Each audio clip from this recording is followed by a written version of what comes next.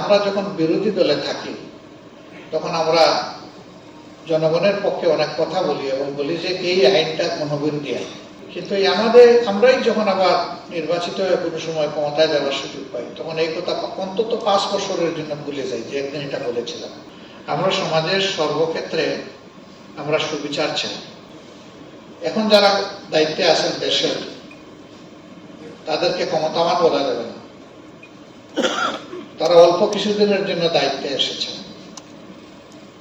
একটা গণ অভ্যুত্থানের মধ্য দিয়ে জন আকাঙ্ক্ষার প্রতিফলন তাদের মাধ্যমে কিছু জনগণ দেখতে চায়। কি চায়? কিছু মৌলিক বিষয়ের সংস্কার চায়, যাতে করে এই সংস্কারের মধ্য দিয়ে আগামীতে আবার কোনো স্বৈরতন্ত্র কায়েমের সুযোগ না থাকে এবং যাতে একটা সুষ্ঠু নির্বাচনের মাধ্যমে জনগণের সত্যিকারের প্রতিনিধিতা নির্বাচিত হয়ে দেশ পরিচালনা করতে পারে। আমরা এই জন্য তাদেরকে যৌক্তিক সময় দেওয়ার কথা বলেছিলাম। আমরা এই ক্ষেত্রে এটা বলি নাই যে এই যৌক্তিক সময় 5 বছর হবে, এটাও বলি নাই যে 3 মাস হবে। আমরা বলেছি যে আপনারাও বিবেকবান, আপনারাও সুশিক্ষিত, আপনারা জন আকাঙ্ক্ষার দ্বারা তৈরি সরকার, সুতরাং আপনারা মানুষকে আশাবাদী করবেন, হতাশ করবেন।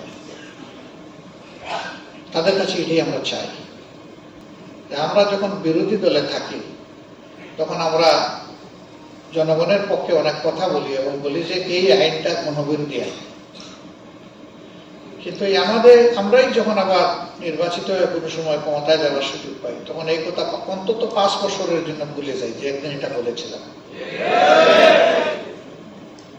ফলে ওই কালো আইনগুলা তার জায়গায় থেকে যায়, থেকে আরো কালো কুচকুচে হয়। আগের সরকার এই কালো আইনের সুবিধা নিয়ে তার বিরোধী পক্ষকে দমন করে, পরের যারা আসে তারা এসে ওইটাকে আরো অতীতের সমস্ত অভিজ্ঞতা একত্রিত করে কাজে লাগায়। এই যে সবসময় নিজের দিকে টানার যে রাজনীতিটা, এই রাজনীতি কার্যত আমাদের দেশের অগ্রগতিকে কোমরে দড়ি বেঁধে পিছনের দিকে বেঁধে রেখেছে, সামনে যাওয়া যাচ্ছে না। আর যেটুকু বা ডেভেলপমেন্ট হচ্ছে সেখানে ব্যাপক ভিত্তিক দুর্নীতি হচ্ছে। কোনো একটা ছোট প্রকল্প তার স্টিপুলেটেড টাইমের ভিতরে শেষ হয় না। এটা হয় না যারা এই প্রকল্প অনুমোদন করে দিয়েছেন তাদের কারণেই হয় না, কারণ তাদের পেটের আংশিক ভরেছে, বাকিটা এখনো খালি আছে। টাইম বাড়লেই বাজেট বাড়ে, যৌক্তিক কোনো কারণ নাই যে কেন এটা দীর্ঘায়িত হলো। আর যদি সময় লাগবে তো আগে কেন এই টাইম সামনে রেখে আপনারা সময় ফ্রেম বাঁধেন নাই? এটা একেবারেই পরিষ্কার নেকেট যে শুধুমাত্র একটা গোষ্ঠী বা কিছু ব্যক্তির সাথে রাষ্ট্রকে ফুকলা করার জন্য, লুটপাট করার জন্য এগুলো হয়ে থাকে। এর সাথে আপনাদের কোনো সম্পর্ক নাই, আপনারা পলিসি লেভেলে নাই। আপনারা শুধু করুণ ভাবে এই দৃশ্য দেখেন আর মনে মনে কষ্ট পান যে দেশের এই ক্ষতিটা হয়ে যাচ্ছে, সমাজের এই ক্ষতিটা হয়ে যাচ্ছে। এই জন্যই আমাদের বার্তা হচ্ছে ওই যে বৈষম্য বিরোধী ছাত্র জনতার আন্দোলন।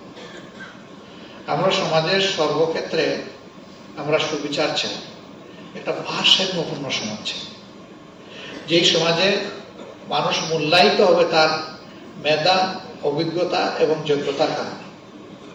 এখানে কোনো দল দেখা হবে না, এখানে পলিটোক্রেসি চলুক এটা আমরা চাই না, আমরা চাই মেরিটোক্রেসি চলুক। মেরিটোক্রেসির স্লোগানকে আমরাই শুধু দিই না, অনেকেই দেয়। কারো কথা শুনে মানুষ বলে যাচ্ছে দেখি তারা গেলে কি করতে পারে, মেরিটোক্রেসি হয় কিনা।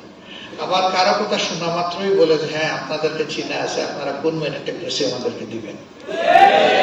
দুটোই আছে। কেন রাজনীতিবিদদের ব্যাপারে মানুষের এই দুর্বল, এই কষ্টদায়ক ধারণাটা হবে কেন? যদি রাজনীতিবিদরা স্বচ্ছতার জায়গায় থাকেন তাহলে জনগণ অবশ্যই তাদেরকে রেসপেক্ট করে। এখন আমাদের সমাজটা হয়ে গেছে এখন যে সবাই চতুর্দিকে এখন শুধু অধিকার আদায়ের স্লোগান তুলে। আপনারাও আশা করি মাঝে মধ্যে তুলেন, কারণ তুলতে তো হবে, না তুললেও হয় না। সবাই তুললো, আপনি চুপ করে থাকবেন, তাইলে সরকার মনে করবে এরা বোধহয় খুব ভালো আছে, এদের আর কিছু শোনা লাগবে না। তো মাঝে মাঝে আপনাদেরও একটা কুচা দিতে হয়।